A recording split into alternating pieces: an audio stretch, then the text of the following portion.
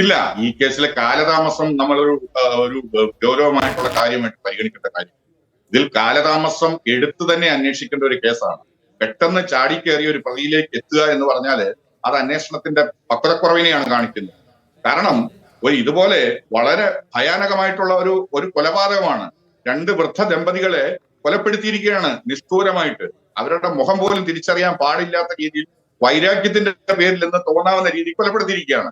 കാരണം അവരുടെ ആഭരണങ്ങളൊന്നും മടമൊന്നും മോഷ്ടിച്ചുകൊണ്ട് പോയിട്ടില്ല. അപ്പൊ അങ്ങനെ നിൽക്കുന്ന ഒരു കേസില് ഒരു പ്രതി കൃത്യമായിട്ട് മുന്നിലേക്കും കൂടെ വരുന്ന ഒരു സാഹചര്യം നമ്മൾ കുറച്ചുകൂടെ ഗൗരവത്തിൽ കാണണം. കാരണം ഇങ്ങനെയുള്ള കേസുകളിലൊന്നും പ്രതി അങ്ങനെ മുന്നോട്ട് വരില്ല. തന്നെയല്ല അവിടുത്തെ CCTVയുടെ ഹാർഡ് ഡിസ്ക് അപ്രത്യക്ഷമായിട്ടുണ്ട്.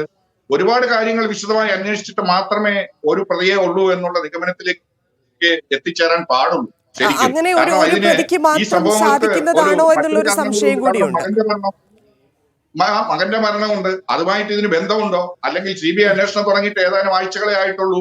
അപ്പൊ അതിലേക്ക് നയിക്കുന്ന എന്തെങ്കിലും ഇവരുടെ കയ്യിൽ ഉണ്ടോ? ഇങ്ങനെ നമ്മൾ വിചാരിക്കും പോലുള്ള ഒരു കേസ് അല്ലത്. വളരെ മനസ്സിലായി.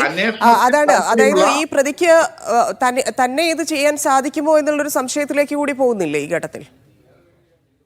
അല്ല, പ്രതിക്ക് തന്നെ ചെയ്യാൻ സാധിക്കുമോ എന്നുള്ളത് അവിടുത്തെ സാഹചര്യങ്ങൾ മനസ്സിലാക്കിയതിനു ശേഷം നമുക്ക് പറയാൻ പറ്റുള്ളൂ. പ്രതി അതിന് തരുന്ന വിശദീകരണങ്ങൾ എന്തെന്ന് അന്വേഷണ ഉദ്യോഗസ്ഥർ ബോധ്യപ്പെട്ട് അവർക്ക് ആ രീതിയിൽ അത് നടത്താൻ സാധിക്കുമെന്ന് അന്വേഷണ ഉദ്യോഗസ്ഥർക്ക് പൂർണ്ണമായിട്ട് ബോധ്യം വന്നെങ്കിൽ മാത്രമേ അതിലേക്ക് കടക്കേണ്ടതുള്ളൂ. അതല്ലെങ്കിൽ ഒന്നിലധികം ആളുകൾ ഉണ്ടോ എന്ന് സംശയിക്കാം. കാരണം CCTVയുടെ ഹാർഡ് ഡിസ്ക് മറ്റുമൊക്കെ മാറ്റിയിരിക്കുന്നതിന്റെ അർത്ഥം എന്താണ്? അയാൾ തന്നെയാണ് ചെയ്തതെന്ന് അയാൾക്ക് പറയാനുണ്ട് എങ്കിൽ അത് കാണിച്ചു കൊടുക്കാം. അതല്ലെങ്കിൽ അയാൾ തന്നെയാണ് ചെയ്തതെങ്കിൽ പോലും അയാൾ ജയിൽവാസം കഴിഞ്ഞ് വന്ന ഒരു പ്രതിയാണ്, അന്യ സംസ്ഥാനത്തു നിന്ന് വന്നിരിക്കുന്ന ഒരു തൊഴിലാളിയാണ്. അപ്പൊ നമ്മൾ എല്ലാ കാര്യങ്ങളും അതിൽ വിശദമായിട്ട് നോക്കണം. കാരണം ഇതിന്റെ പിന്നിൽ ആരെങ്കിലും പ്രവർത്തിക്കുന്നുണ്ടോ?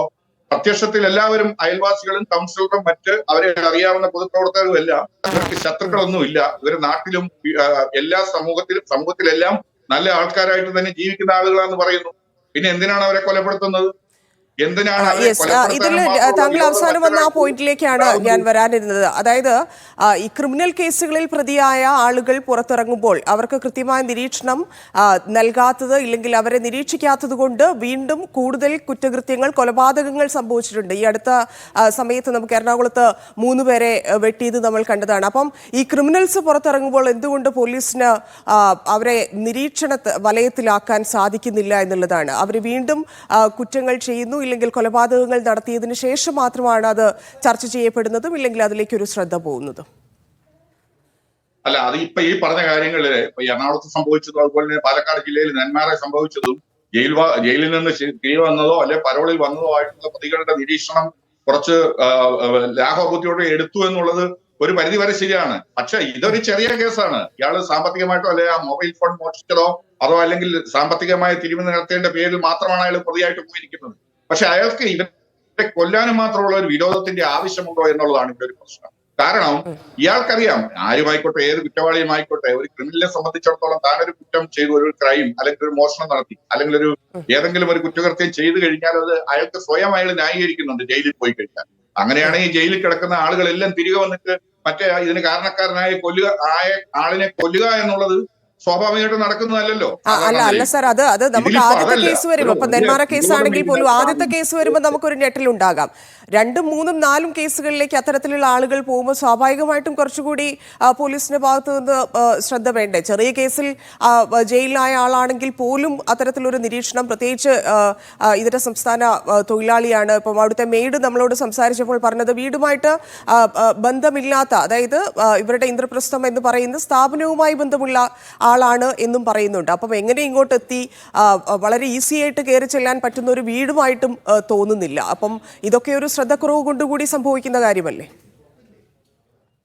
അല്ല, പോലീസിന്റെ അശ്രദ്ധ നമുക്ക് ഇതിലൊന്നും പറയാൻ പറ്റില്ല. കാരണം അത് പോലീസിന് ഈ ജയിലിൽ നിന്ന് ഇറങ്ങുന്ന 100 കണക്കിനോ അല്ലെ 1000 കണക്കിനോ പ്രതികളുടെ അല്ലെ തടവുകാരുടെ പിന്നാലെ നടക്കാൻ പോലീസിന് അതിനുള്ള സംവിധാനമോ അത് നടക്കില്ല. കാരണം അതുപോലെയുള്ള വളരെ ഗൗരവതരമായ കുറ്റകൃത്യങ്ങളിൽ ഏർപ്പെടുത്തുന്നവർ വരുമ്പോൾ അവരെ അന്വേഷിക്കണം, അല്ലെ അവരുടെ നീക്കങ്ങൾ വാച്ച് ചെയ്യണം എന്നുള്ള വിവരം നമുക്ക് സ്പെഷ്യൽ ബ്രാഞ്ചിൽ നിന്നും അതുപോലെ തന്നെ ജയിലിൽ നിന്നോ ബന്ധപ്പെട്ട അധികാരികളിൽ നിന്ന് കിട്ടാറുണ്ട്. അപ്പൊ അതിൽ വീഴ്ച വരുത്തിയാൽ പ്രശ്നമാണ്. ഇതിപ്പോ അത്ര വലിയൊരു ഗൗരവമായ ഒരു കുറ്റകൃത്യം ചെയ്ത ആളല്ല ഇയാൾ. പക്ഷെ ഇയാൾ സുരക്ഷിതമായിട്ടാണ്, ഈ വിജയകുമാർ എന്ന് പറയുന്ന ആള് 7 അടി പൊക്കമുള്ള കോമ്പൗണ്ട് വാളും എല്ലാ സംവിധാനങ്ങളും കൊണ്ട് 2 നായ്ക്കളുണ്ട് അവിടെ. അതുപോലെ തന്നെ വലിയ വീടാണ്, സുരക്ഷിതമായിട്ട് അയാളുടെ ജനലിൽ കൂടെ എങ്ങനെയോ ബോൾട്ട് തുറന്നു എന്നാണ്, അതുകൊണ്ടൊക്കെയാണ് ഇതൊരു വെൽ പ്ലാൻഡ് മർഡർ ആയിട്ട് തോന്നുന്നത്. അതുകൊണ്ടാണ്, അതായത് അവിടുത്തെ പട്ടികൾ അവശരായിട്ടുണ്ട്. അപ്പം ഇത് പെട്ടെന്ന് ഒരു ദേഷ്യത്തിന്റെ ഇല്ലെങ്കിൽ ഒരു പ്രശ്നത്തിന്റെ പുറത്തു വന്ന് ചെയ്തതല്ല, ഇത് പ്ലാൻഡ് ആണെന്നുള്ളതും വളരെ ക്ലിയർ അല്ലേ? തീർച്ചയായിട്ടും ഇത് വളരെ കരുതിക്കൂട്ടി ചെയ്തിരിക്കുന്നതാണ്. ഇയാൾ ഒറ്റയ്ക്കാണെങ്കിലും മറ്റു കൂട്ടാളികൾ ചേർന്നാണ് ചെയ്തിരിക്കുന്നതെങ്കിലും ആ കൊലപാതകം എന്ന് പറയുന്നത് കരുതിക്കൂട്ടി ബോധപൂർവം ചെയ്തിട്ടുള്ളത് തന്നെയാണ്. അതിൽ യാതൊരു സംശയവുമില്ല.